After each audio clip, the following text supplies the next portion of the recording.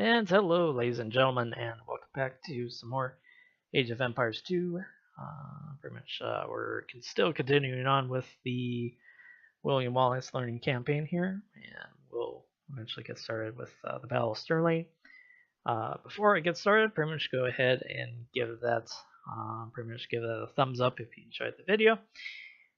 If you want to give it a comment as well, go right ahead. And if you want to see more future content, then go right ahead and hit that subscribe button. So let's get started. The time for minor skirmishes is over. We now prepare for war. The villain Longshanks is poised to cross the River Forth and threaten the town of Stirling with a force of men-at-arms, heavy cavalry, and a multitude of archers. Our newly formed army marches southward to establish our own base and attack the English before they can ready their troops. Dun dun dun. Alright.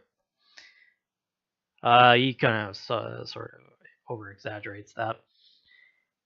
There's not really a huge ass army pretty much coming in this scenario. Defeat the English army and destroy their tower. The scenario begins in a similar way to random map games. After you play the scenario, you should learn all you need to know to play a random map game. Keep exploring. The time has come to take the offensive. The English have a fort near the town of Stirling.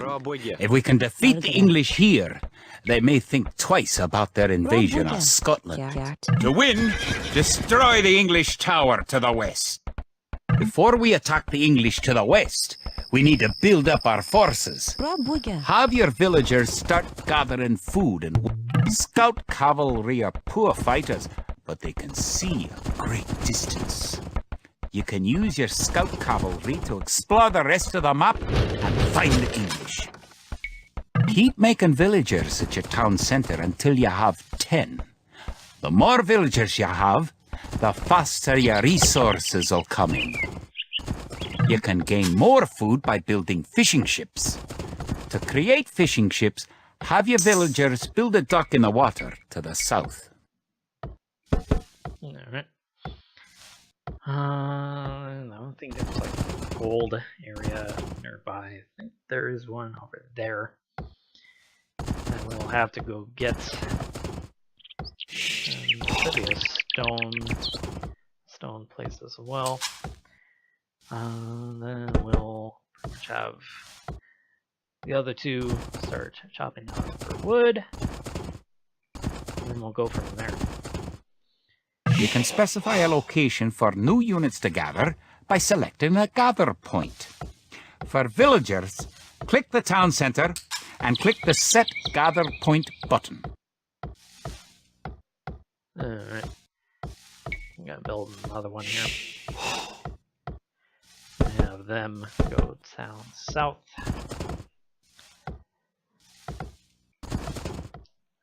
And pretty much all he talks about really in this scenario is pretty much explore. So I'm just gonna do this. It's kind of annoying. You found some sheep. Sheep are a good source of food, so send them back to your town center and assign a villager to gather food from them. Use your villagers to build a mill near your forage bushes. Alright, so there's stone over there. And there's some deer as well. Relatively, the gist of this game is to have a solid strategy and then pretty much build up your economy and then build up your army and sustain it. Now, click the dock and build a fishing ship. Gonna have them gather that. Have that one be very much a shepherd. Alright.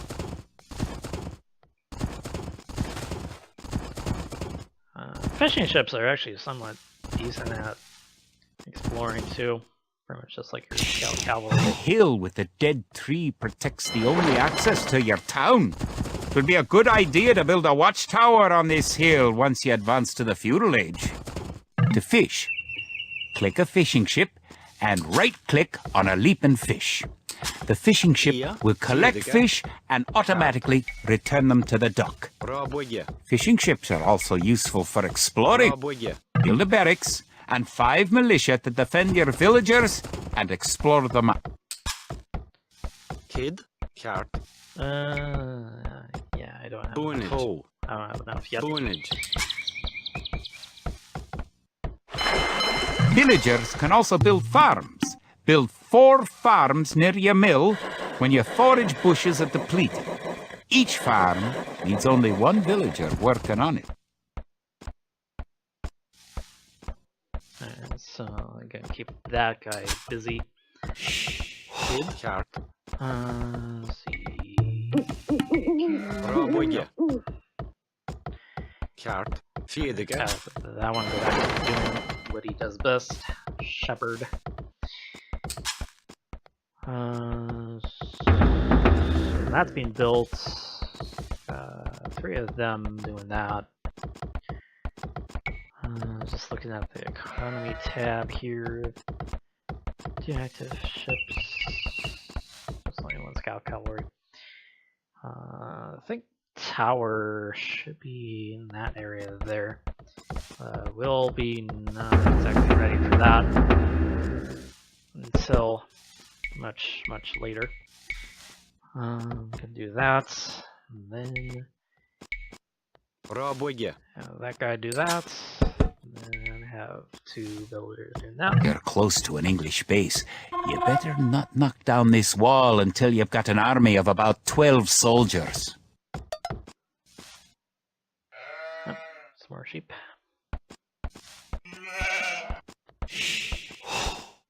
Kia.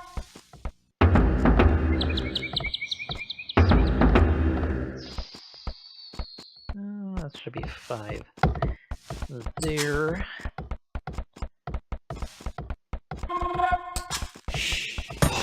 Air love. And have them get some more food.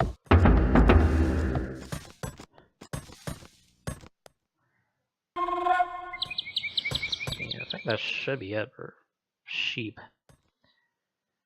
So I'm not gonna bother too much about that. Once you've gathered 500 food, advance to the feudal age at your town center. If you're low on food, build some additional farms.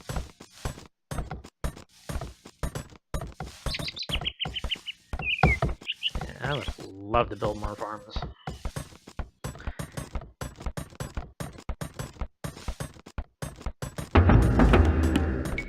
And have them have that barracks do some more training of the militia.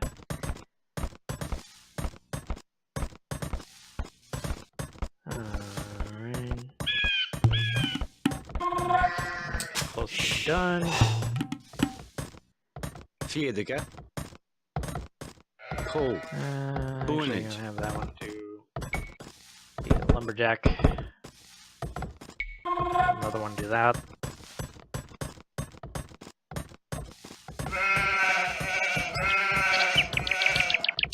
So they're probably overachieving them to actually do probably. The English are gonna be right there.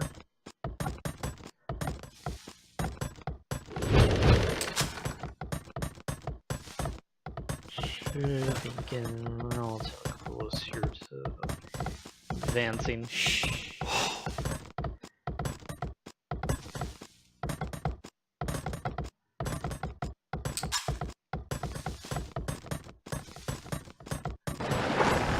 Another good thing about fishing ships is that they get 15 food compared to the 10 food that you get pretty much in the Dark Age. Fairly slow. Fairly slow stuff.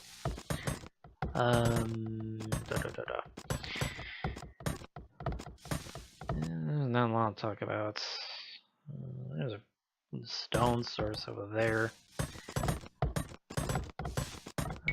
There we go. Got that. And Attack! To protect your villagers, you can use the town bell to garrison them in your town center. Click your town center, then click town bell.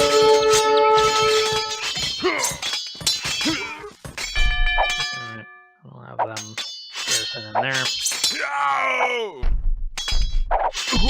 Shouldn't really need. Good! You defeated the English assault. If you have villagers in your town center, ring the town bell again to send them back to work. Alright. Planners that. And do about one more militia there.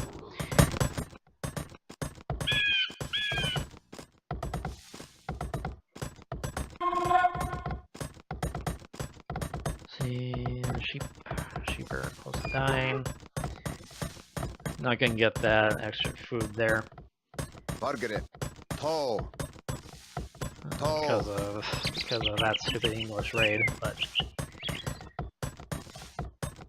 we'll just kind of improvise from there. Kid. Toe. Now that you've reached the feudal age, concentrate on making some soldiers to fight the enemy. You will need at least 12. Remember, you can upgrade your militia to men-at-arms at the barracks. You should always upgrade soldiers when you can afford it. Don't forget, keep exploring the map. Yeah, there, yeah. I am aware of it, thank you. I always try to get wheelbarrow first. That's the first technology. Kid, tall. Makes it so much easier.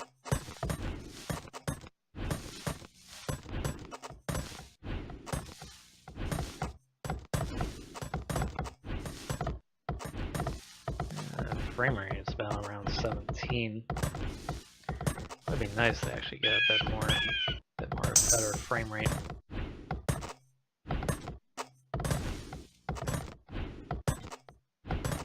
Kid. Alright.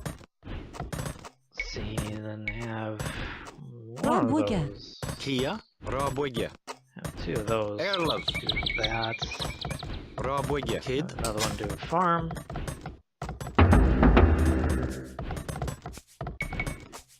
Making soldiers. I know he's gonna say do at least 12, but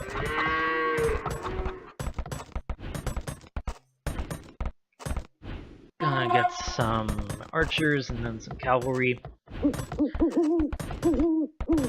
We should have enough to attack the English base right over there. Alright, so we got archery range there. We got stable coming up. Blacksmith over there. Okay, galley that should come out relatively soon. Have a little bit of a navy. Should probably build some more villagers there to gather food. Now you have a large enough force to attack the English base. Charge! Keep your villagers working just in case you suffer casualties. I need to make more troops. Alright. Bonnet. Do that.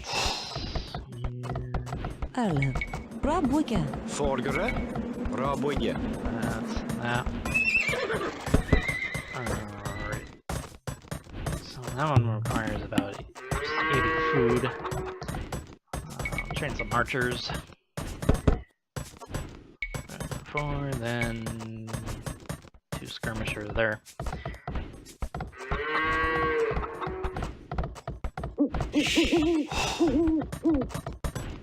Kia. Rabuja. One of the coolest things about this game is actually seed farms, which was not a feature that was included in the original game. So, if your farm actually ran out of food, you had to freaking go to the mill and you have to go to the farm itself and then actually reseed it. Erlov. Alright, gonna do 2 scout cavalry. Kia. Too fancy with that. Rabuja. Then we'll do another house. Period is still key there.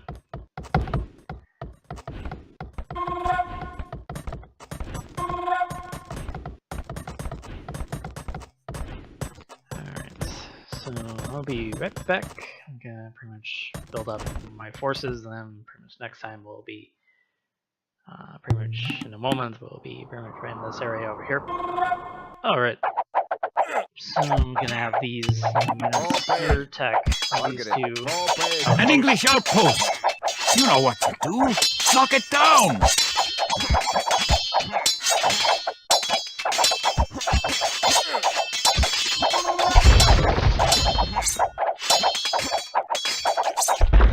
Alright. Got that. Got an extra house there. That was supposed to be finished. Gonna have these extra soldiers come in. Just in case if I run into any trouble. Shouldn't be too terribly much of a case.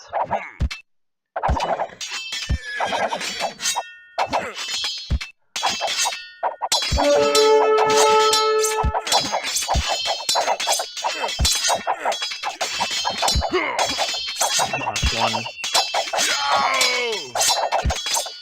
I lost one. It's nice that I can actually go through the palisade. Here.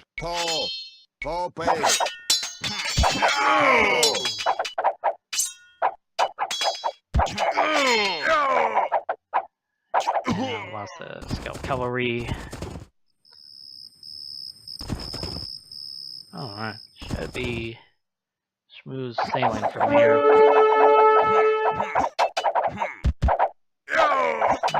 And there's the watchtower there. Forward.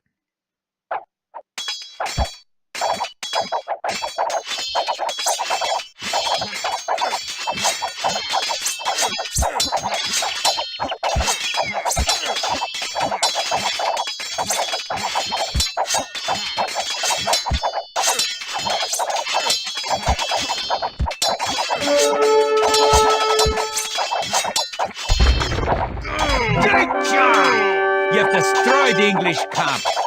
The Battle of Stirling is sure to end in victory for the Scots. Good job! You've eliminated the English soldiers. Now destroy that tower and our victory will be complete. Now that you know how to build up, advance through the ages, and find and fight your enemies, you have all the basic skills you need to play a random map game. The most common type of game in Age of Empires. Okay, sweet. I think there's no, just pretty much just that. Alright. We'll just go into another cutscene here. Stirling was our first great victory. Even as we held the coastline, word came in that the Stirling Bridge had been held by a force of Scots led by the mythical knight, of whom so many have spoken. Now, we know his name. Sir William Wallace, the Hammer of the English. Edward Longshanks names Wallace a traitor and a criminal, but Sir William replies that he cannot be a traitor, since he never swore fealty to an English king. With Wallace leading our armies, the men fight with renewed vigor. Perhaps the tide of our misfortunes is about to turn. Alright.